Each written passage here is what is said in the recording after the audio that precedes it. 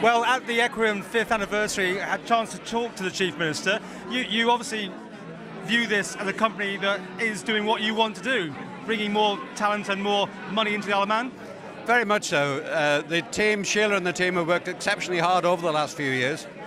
It's interesting, this is their fifth birthday today, which means they started in 2007, which was just about the most difficult time to start up a new business, with the credit crunch, the collapse of the world economy shortly after that.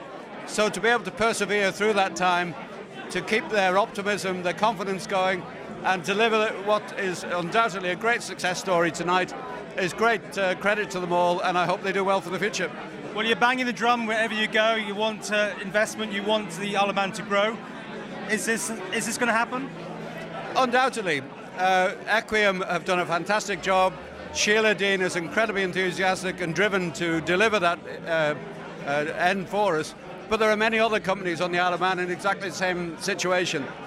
In spite of the challenges they're facing, they are working hard, they're looking for new opportunities, they are optimistic, and we're seeing new business coming into the Isle of Man all the time. So we are in difficult times, but there are great reasons for hope and an expectation. I think in the next few years we will come out stronger than we are at the moment. We're always talking in these terms about it's raining. We've done this, you and me, for a long time. What is the weather forecast? Still drizzling. Right. But any drizzling? No, we know where we're going. We've had our budget. We are on track to rebalance government figures. This is the third year of the rebalancing exercise. People tend to think it's only the first, but it's the third year. We're ahead of where we expected to be. We do expect another 2 years of difficulty in finally rebalancing the budget, but if things continue the way they are at the moment, certainly well within the term of this government, we will have the figures rebalanced. And I think the new energy that this is putting, a new urgency in fact, is putting into the economy generally, is driving people like Equiom, all the companies and government itself, of course, to look for new opportunities.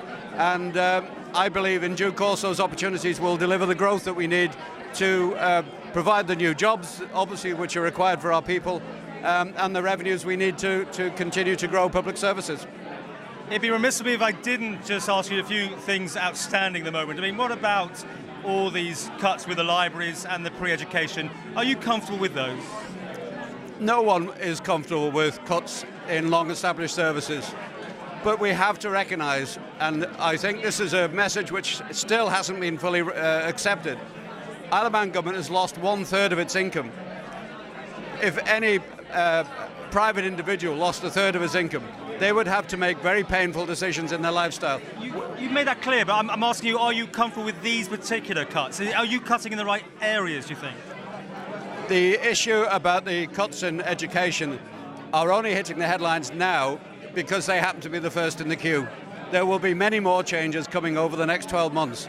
They haven't been announced yet. Many of them are still being decided on in the various departments.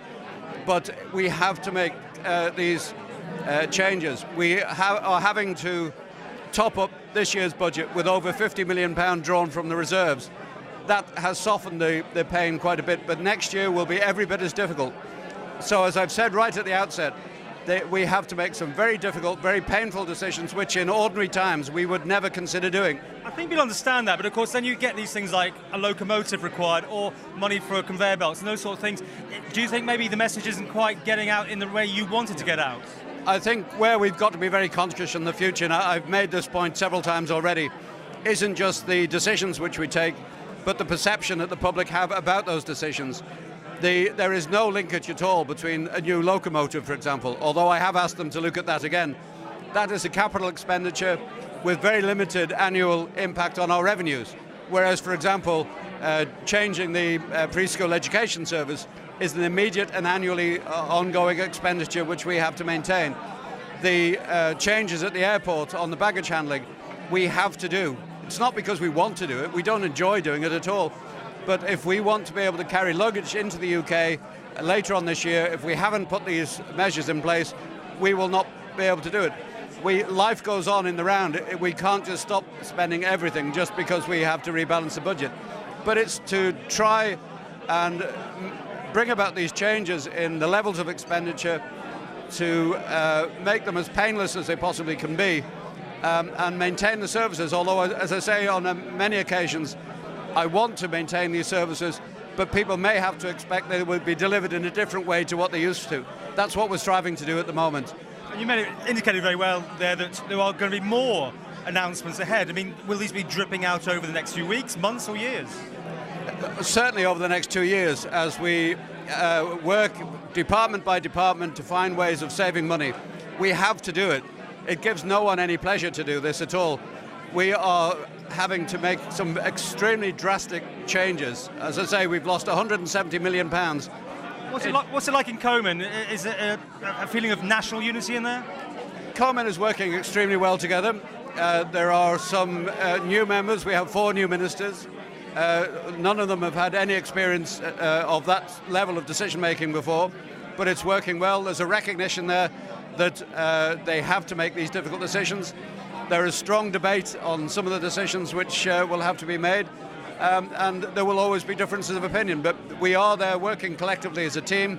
We have to unite, not just for our own good, but for the long-term benefit of the island. Are you getting your own way? I'm simply team leader. But yes, we're going in the direction I want us to go in.